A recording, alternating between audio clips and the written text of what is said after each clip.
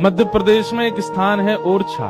ओरछा में राम राजा सरकार का मंदिर है। वहाँ के राजा थे श्री मधुकर शाह। उनका ऐसा नियम था, कोई भी तिलकधारी अगर उनको दिख जाता था, कंठीधारी, धोती पहना हुआ, किसी भी रूप में कोई वैष्णव वेश में उनको दिखता था, अपने सैनिकों को उन्होंने आज्ञा दे रखी थी कि कोई भी वैष्णव वेश में दिखे उसको ससम्मान मेरे नगर में लाया जाए। उसको माला पहनाते, तिलक करते, आरती करते, दक्षिणा देते। अपरिचित, जानते ही नहीं है, फिर भी क्यों? क्योंकि तुमने कंठी पहनी है, तुमने तिलक लगाया है, तुमने धोती पहनी है, तुम ठाकुर जी के वेश में घूम रहे हो, इसलिए। ऐसे थे श्री मधुकर शाह जी। एक बार मनचले लोगों ने गधे को पकड़ के उसको तिलक लगा दिया और उसके गले में कंठी माला पहना दी और उसको ओरछा के मार्ग में छोड़ दिया। बोले ये मधुकर शाह राजा जो है, ये बहुत अपने आप को तिलकधारियों को प्रणाम करना, कंठी वालों को प्रणाम करना, ये बहुत अपने आप को बहुत विशिष्ट दिखाता है, इसको प्रणाम करके दिखाए तो माने हम। ये कहता है तिलकधारी कोई भी हो, मैं सबको वंदन करूंगा, तो लोग गधा आ रहा है तिलकधारी। मधुकर शाह ने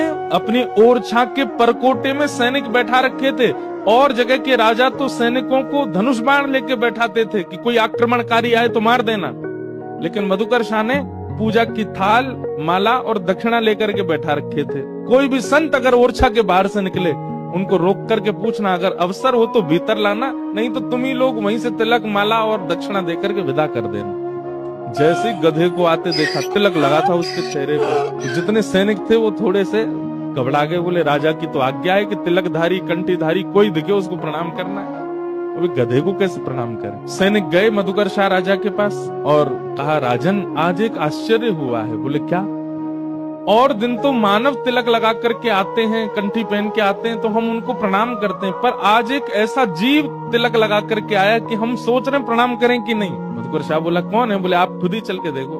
बाहर आकर के देखा तो एक गधा घूम रहा था, घास खा रहा था, उसके तिलक लगा था, गले में कंठी माला थी। मधुकर शाह के नेत्र सजल हो गए, आनंदित हो गया और अपने सैनिकों से बोला, अरे तुमने प्रणाम क्यों नहीं किया? बोले कि महाराज ये तो गधा है।